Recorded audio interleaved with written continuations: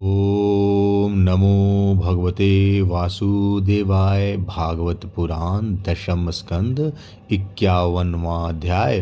काल्यवन का भस्म होना। मुचकुंद की कथा।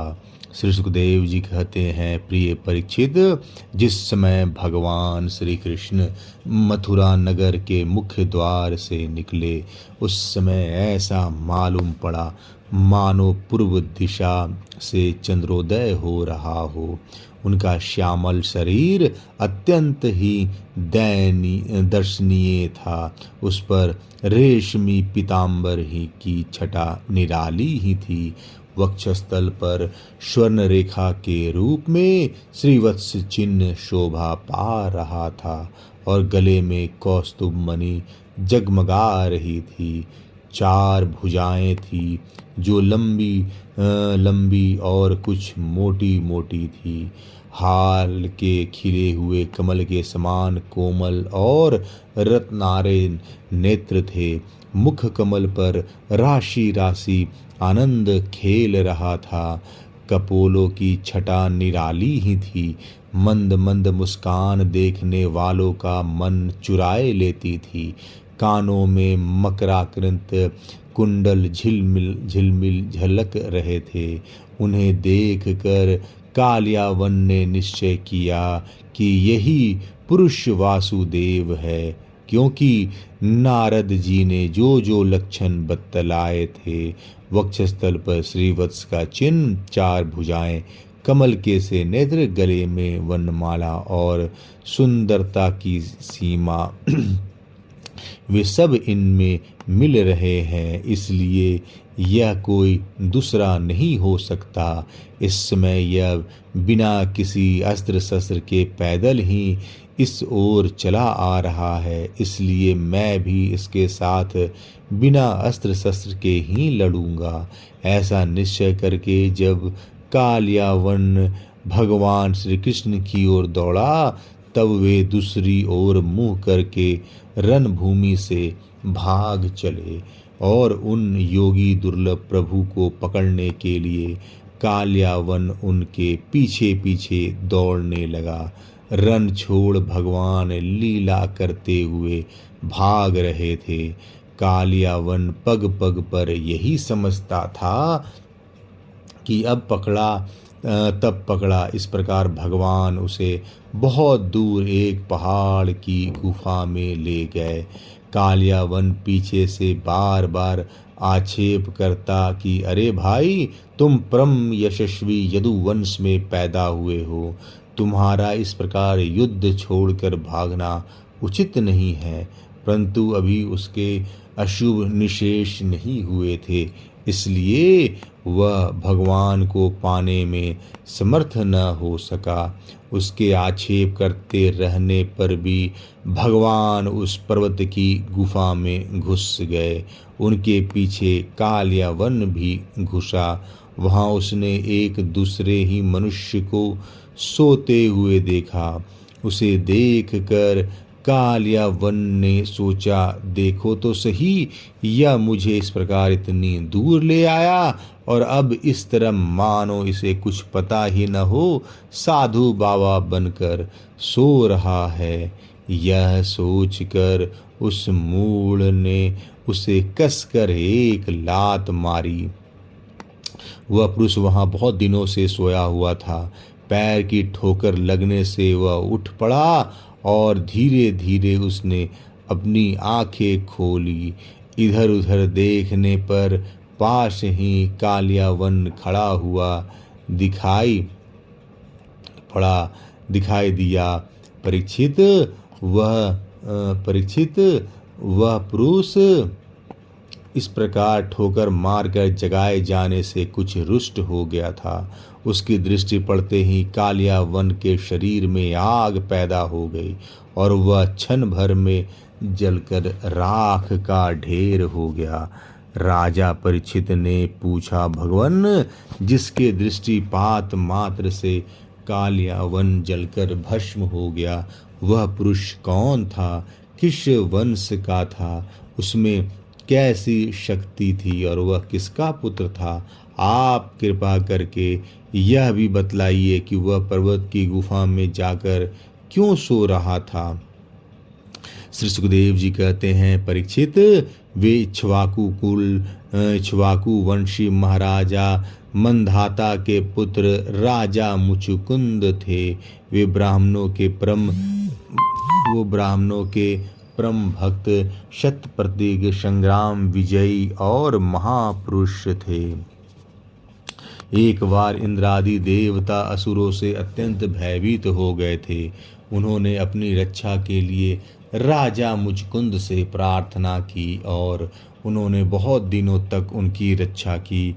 जब बहुत दिनों के बाद देवताओं को सेनापति के रूप में स्वामी कार्तिकेय मिल गए, तब उन लोगों ने राजा मुचकुंद से कहा, राजन, आपने हम लोगों की रक्षा के लिए बहुत श्रम और कष्ट उठाया है, अब आप विश्राम कीजिए। वीर शिरोमणे, आपने हमारी रक्षा के लिए मनुष्य लोक का अपना अकंटक राज्य छोड़ दिया और जीवन की अभिलाषाएं तथा भोगों का भी परित्याग कर दिया। अब आपके पुत्र, रानियां, बंधु बांधव और अमात्य मंत्री तथा आपके समय की प्रजा में से कोई नहीं रहा है। सबके सब काल के गाल में चले गए। काल समस्त बलवानों से भी बलवान है। वह स्वयं परम समर्थ, अविनाशी और भगवत स्वरूप है। जैसे ग्वाले पशुओं को अपने वश में रखते हैं, वैसे ही वह खेल खेल में सारी प्रजा को अपने अधीन रखता है। राजन, आपका कल्याण हो। आपकी जो इच्छा हो हमसे मांग लीजिए। अब केवल मोक्ष के अतिरिक्त आपको सब कुछ दे सकते हैं, क्योंकि केवल मोक्ष देने का सामर्थ्य तो केवल अविनाशी भगवान विष्णु में ही है। परम यशस्वी राजा मुचकुंद ने देवताओं की इस प्रकार कहने पर उनकी वंदना की और बहुत थके होने के कारण निद्रा का ही वर मांगा और उनसे वर पाकर वे नींद से भरकर पर्वत की गुफा में जा सोए। उस समय देवताओं ने कह दिया था कि राजन, सोते समय यदि आपको कोई मूर्ख बीच में ही जगा देगा तो वह आपकी दृष्टि पड़ते ही उसी क्षण भस्म हो जाएगा। परीक्षित, जब काल या वन भस्म हो गया, तब यदुवन शिरोमणि भगवान श्री कृष्ण ने परम बुद्धिमान राजा मुचकुंद को अपना दर्शन दिया। भगवान श्री कृष्ण का श्री विग्रह वर्षाकालीन मेघ के समान सांवला था। रेशमी पीताम्बर धारण किए हुए थे। वक्षस्थल पर श्रीवत्स और गले में कौस्तुभ मणि अपनी दिव्य ज्योति बिखेर रहे थे। 4 भुजाएं थी। वैजंती माला अलग ही घुटनों तक लटक रही थी। मुख कमल अत्यंत सुंदर और प्रसन्नता से खिला हुआ था। कानों में मकराकृत कुंडल जगमगा रहे थे। होठों पर प्रेम भरी मुस्कुराहट थी और नेत्रों की चितवन अनुराग की वर्षा कर रही थी। अत्यंत दर्शनीय तरुण अवस्था और मतवाले सिंह के समान निर्भीक चाल राजा मुचकुंद यद्यपि बड़े बुद्धिमान और धीर पुरुष थे, फिर भी भगवान की यह दिव्य ज्योतिमय मूर्ति देखकर कुछ चकित हो गए। उनके तेज से हतप्रतिव हो सकपका गए। भगवान अपने तेज से दुर्दर्श जान पड़ते थे। राजा ने तनिक शंकित होकर पूछा। राजा मुचकुंद ने पूछा, आप कौन हैं? इस कांटों से भरे हुए घोर जंगल में आप कमल के समान कोमल चरणों से क्यों विचर रहे हैं? राजा मुचुकुंद ने कहा, आप कौन हैं? इस कांटों से भरे हुए घोर जंगल में आप कमल के समान कोमल चरणों से क्यों विचर रहे हैं? और इस पर्वत की गुफा में ही पधारने का क्या प्रयोजन था? क्या आप समस्त तेजस्वियों के मूर्तिमान तेज अथवा भगवान अग्निदेव तो नहीं है? क्या आप सूर्य चंद्रमा देवराज इंद्र या कोई? मैं तो ऐसा समझता हूँ कि आप देवताओं के आराध्य देव ब्रह्मा विष्णु तथा शंकर, इन तीनों में से पुरुषोत्तम भगवान नारायण ही हैं। क्योंकि जैसे श्रेष्ठ दीपक अंधेरे को दूर कर देता है, वैसे ही आप अपनी अंग कांति से इस गुफा का अंधेरा भगा रहे हैं। पुरुषश्रेष्ठ, यदि आपको रुचे तो हमें अपना जन्म, कर्म और गोत्र बताइए, क्योंकि हम सच्चे हृदय से उससे सुनने के इच्छुक हैं। और पुरुषोत्तम, यदि आप हमारे बारे में पूछें तो हम इक्ष्वाकु वंशी क्षत्रिय हैं। मेरा नाम मुचकुंद है और प्रभु, मैं युनाश्वनंदन महाराज मंधाता का पुत्र हूँ। बहुत दिनों तक जागते रहने के कारण मैं थक गया था। निद्रा ने मेरी समस्त इंद्रियों की शक्ति छीन ली थी, उन्हें बेकाम कर दिया था। इसी से मैं इस निर्जन स्थान में निर्द्वंद सो रहा था। अभी अभी किसी ने मुझे जगा दिया। अवश्य उसके पापों ने ही उसे जलाकर भस्म कर दिया है। इसके बाद शत्रुओं के नाश करने वाले परम सुंदर आपने मुझे दर्शन दिया। महाभाग, आप समस्त प्राणियों के माननीय हैं। आपके परम दिव्य और अशह तेज से मेरी शक्ति खो गई है। मैं आपको बहुत देर तक देख भी नहीं सकता। जब राजा मुचुकुंद ने इस प्रकार कहा, तब समस्त प्राणियों के जीवन दाता भगवान श्री कृष्ण ने हंसते हुए मेघ ध्वनि के समान गंभीर वाणी से कहा। भगवान श्री कृष्ण ने कहा, प्रिय मुचकुंद, मेरे हजारों जन्म, कर्म और नाम हैं। वे अनंत हैं, इसलिए मैं भी उनकी गिनती करके नहीं बतला सकता। यह संभव है कि कोई पुरुष अपने अनेक जन्मों में पृथ्वी के छोटे छोटे धूल कणों की गिनती कर डाले, किंतु मेरे जन्म, गुण, कर्म और नामों को कोई कभी किसी प्रकार नहीं गिन सकता। राजन, सनक, सनंदन आदि परम ऋषिगण मेरे काल सिद्ध जन्म और कर्मों का वर्णन करते रहते हैं, परंतु कभी उनका पार नहीं पाते।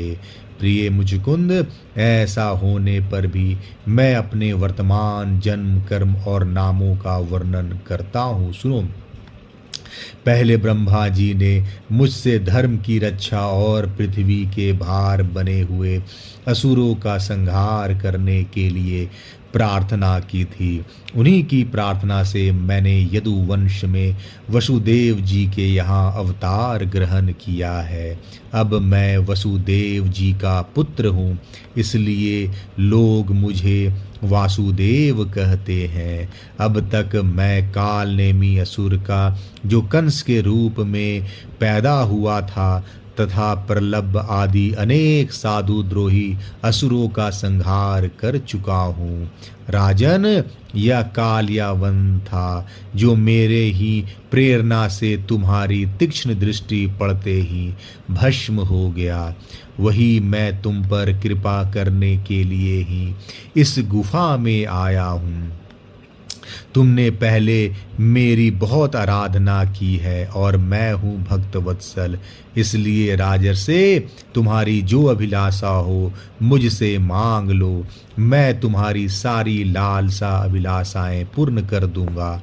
जो पुरुष मेरी शरण में आ जाता है, उसके लिए फिर ऐसी कोई वस्तु नहीं रह जाती जिसके लिए वह शोक करे। श्री सुखदेव जी कहते हैं, जब भगवान श्री कृष्ण ने इस प्रकार कहा, तब राजा मुचुकुंद को वृद्धगर का यह कथन याद आ गया। कि यदुवंश में भगवान अवतीर्ण होने वाले हैं। वे जान गए कि वे स्वयं भगवान नारायण हैं। आनंद से भरकर उन्होंने भगवान के चरणों में प्रणाम किया और इस प्रकार स्तुति की। मुजुकुंद ने कहा, प्रभो, जगत के सभी प्राणी आपकी माया से अत्यंत मोहित हो रहे हैं। वे आपसे विमुख होकर अनर्थ में ही फंसे रहते हैं और आपका भजन नहीं करते। वे सुख के लिए घर गृहस्थी के उन झंझटों में फंस जाते हैं जो सारे दुखों के मूल स्रोत हैं। वे सुख के लिए घर गृहस्थी के उस झंझटों में फंस जाते हैं जो सारे दुखों के मूल स्रोत हैं। इस प्रकार स्त्री और पुरुष सभी ठगे जा रहे हैं। इस पाप रूप संसार से सर्वथा रहित प्रभो, यह भूमि अत्यंत पवित्र कर्म भूमि है। इसमें मनुष्य का जन्म होना अत्यंत दुर्लभ है। मनुष्य जीवन इतना पूर्ण है कि उसमें भजन के लिए कोई भी असुविधा नहीं है। अपने परम सौभाग्य और भगवान की अहेतु कृपा से उसे अनायास ही प्राप्त करके भी जो अपनी मति गति असत संसार में ही लगा देते हैं और तुच्छ विषय सुख के लिए सारा प्रयत्न करते हुए घर गृहस्थी के अंधेरे कुएं में पड़े रहते हैं, भगवान के चरण कमलों की उपासना नहीं करते, भजन नहीं करते, वे तो ठीक उस पशु के समान है जो तुच्छ तृण के लोभ से अंधेरे कुएं में गिर जाता है।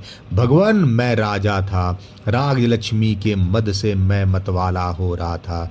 इस मरने वाले शरीर को ही मैं आत्मा अपना स्वरूप समझ रहा था और राजकुमार, रानी, खजाना तथा पृथ्वी के लोभ मोह में ही फंसा हुआ था।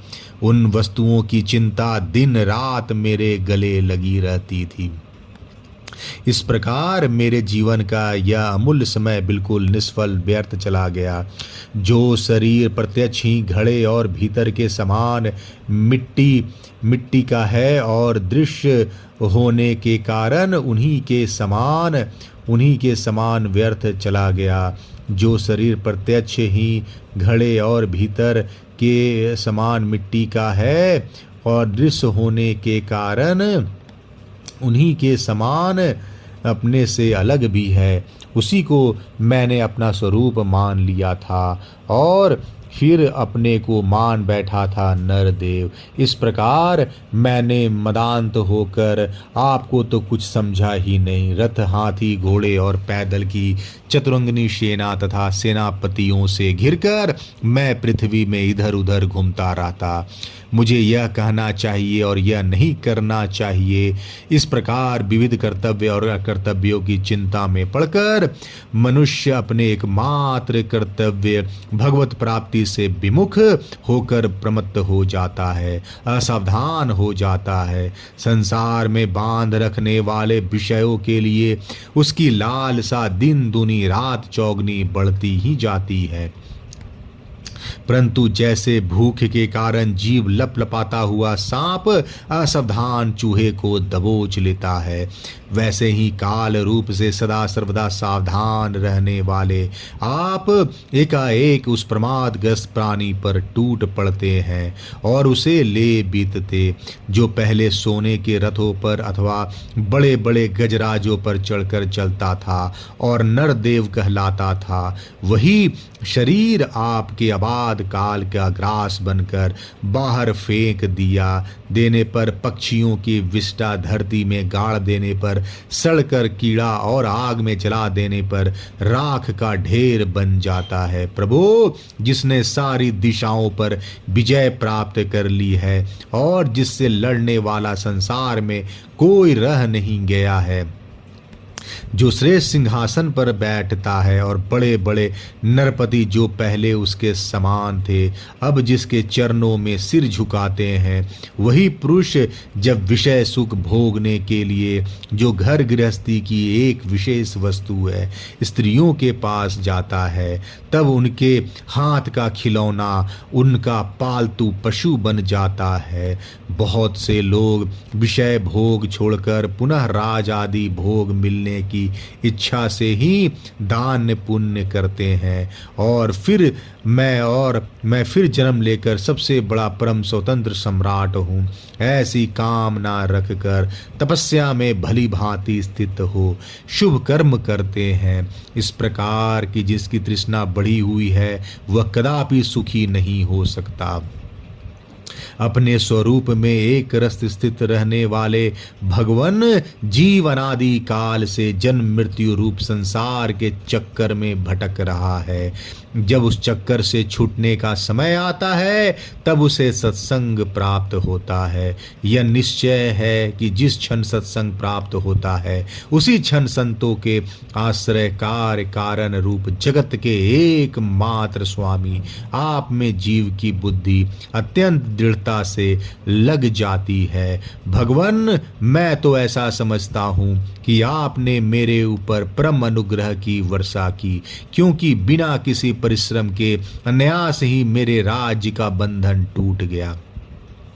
साधु स्वभाव के चक्रवर्ती राजा भी जब अपना राज छोड़कर एकांत में भजन साधन करने के उद्देश्य से वन में जाना चाहते हैं, तब उसके ममता बंधन से मुक्त होने के लिए बड़े प्रेम से आपसे प्रार्थना किया करते हैं।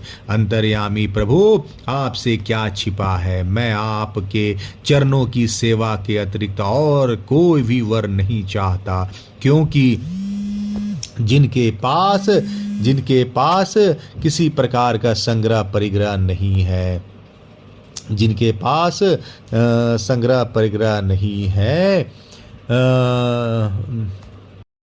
के पास किसी प्रकार का संग्रह परिग्रह नहीं है, अथवा जो उसके अभिमान से रहित है, वे लोग भी केवल उसी के लिए प्रार्थना करते रहते हैं। भगवन, भला बतलाइए तो सही, मोक्ष देने वाले आपकी आराधना करके ऐसा कौन श्रेष्ठ पुरुष होगा जो अपने को बांधने वाला सांसारिक विषयों का वर मांगे। इसलिए प्रभु, मैं सत्वगुण, रजोगुण और तमोगुण से संबंध रखने वाली समस्त कामनाओं को छोड़कर केवल माया के लेश मात्र संबंध से रहित गुणातीत एक अद्वितीय चित्त स्वरूप परम पुरुष आपकी शरण ग्रहण करता हूँ। भगवन, मैं अनादि काल से अपने कर्म फलों को भोगते भोगते अत्यंत आर्त हो रहा था। उनकी दुखद ज्वाला रात दिन मुझे जलाती रहती थी। मेरे 6 शत्रु, 5 इंद्रियां और 1 मन कभी शांत न होते थे। उनकी विषयों की प्यास बढ़ती ही जा रही थी। कभी किसी प्रकार एक क्षण के लिए भी मुझे शांति न मिली। शरणदाता, अब मैं आपके भय, मृत्यु और शोक से रहित चरण कमलों की शरण में आया हूँ। सारे जगत के एकमात्र स्वामी परमात्मन, आप मुझ शरणागत की रक्षा कीजिए।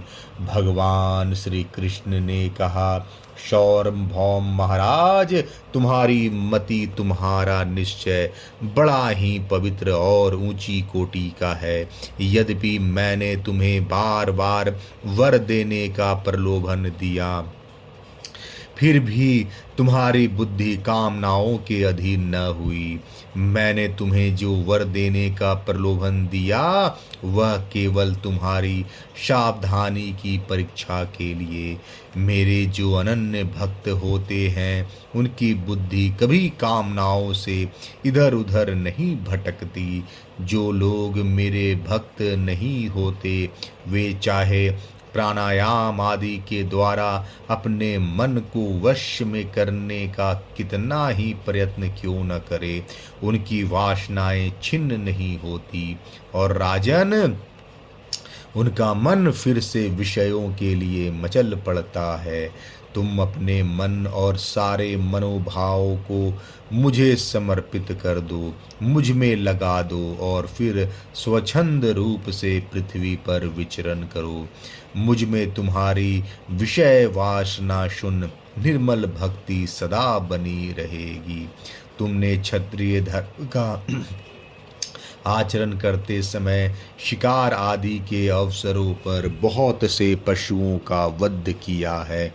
अब एकाग्र चित्त से मेरी उपासना करते हुए तपस्या के द्वारा उस पाप को धो डालो।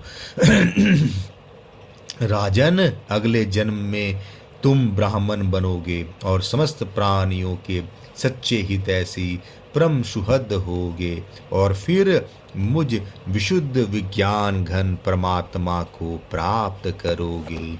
51वां अध्याय समाप्त। जय श्री कृष्ण।